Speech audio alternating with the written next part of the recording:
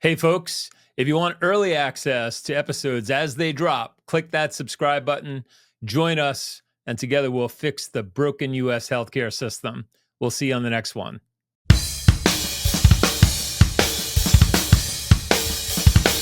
Get ready to take control of your healthcare. Here's your host, Ray Cober.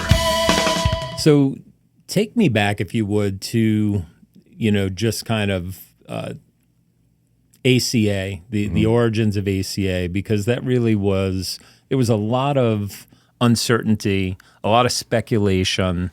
There was a promise of, a whole new world with respect to Americans' access to healthcare.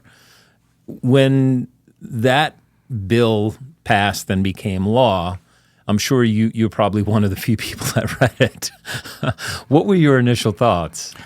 Well, I think for me, one of the really interesting points about the ACA is that there were a lot of ideas, particularly out of the Democrats in 2008, but 2009, about what they were going to do.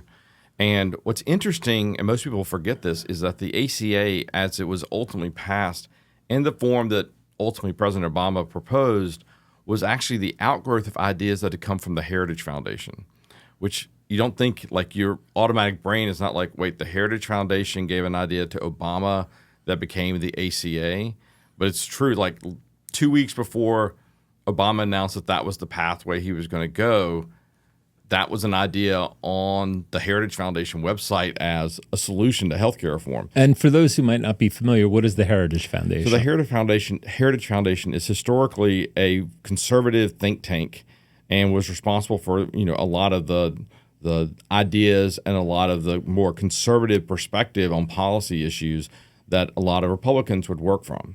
And so as President Obama was trying to find a solution that he thought would work, he was trying to reach out and do some crossover with Republicans to say, hey, let's make this bipartisan. This is a good idea. I think it gives us a structure to work from. And it became an idea that then politics overruled policy. But at the end of the day, the Affordable Care Act is by its nature trying to address, in my mind, and was always designed to address, what is the consequence of uninsured people in America. The uninsured in America cost every consumer who is insured, who does have coverage, money. And so in 2008, 2009, it was estimated that the cost of health insurance in America was increased by 15% for private payers because they were subsidizing the uninsured and underfunding of Medicare and Medicaid. And so if we reduce the number of uninsured, we actually wind up helping the overall cost of healthcare. That was the primary thing. And to create a system where you were having competition, you were having employers, and even individuals look at different options in the market and say, well, that's the right one for me, that's the right one for me. As opposed to a single payer approach, which was, hey, this is what we're offering, take it, that's it, you got to have it. Right. And, with that became a whole bunch of market reforms and a whole bunch of things that employers had to do. And I think those are the pieces that nobody really figured on. Because, again, you look at the core elements of the ACA, it was benefits. There had to be like an adequate benefit, what we would refer to today as a minimum value, but at least had comprehensive benefits. You had to have it affordable, and it had to be in a way that you were reporting whether or not you were offering coverage. Because, again, it's the government, they got to make sure they got proof that people did it, and then penalties for not doing it. And what's interesting is at the end of the day, those are the pieces that are still around. Yeah. And the pieces that become still a bunch of a problem. And a place that, at the core, the ACA has stabilized the market in a lot of ways. And then we've seen things pop up since that have created more instability. But one of the things that we did the day after Obama signed the bill, we sent an email out to all of our agents and staff and said, this is never going away.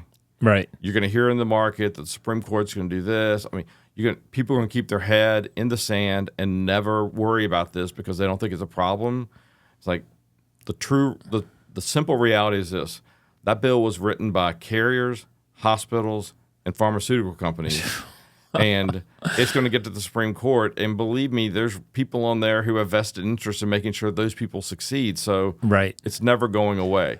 Let's prepare our clients today Yeah.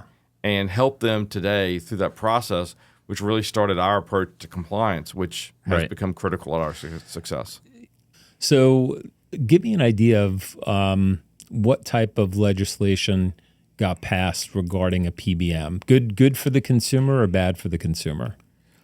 I would say this. In my experience, very little regulation of PBMs have necessarily been good for consumers. Yeah. And mainly because by the time they get there, they've been watered down. Right. You know, if we were to pass, in my mind, real legislation on this issue, we would have to simply require absolute, pristine, complete, and total transparency. Right. And the only way you're getting that is by putting hundreds of millions of dollars of fines around it. Yeah. Because, and it's funny, we just did this with a prospect the other day. We asked the PBM for a list of all the drugs. We're in a complete drug run because we wanted to really do the analysis. Are they spending the right money?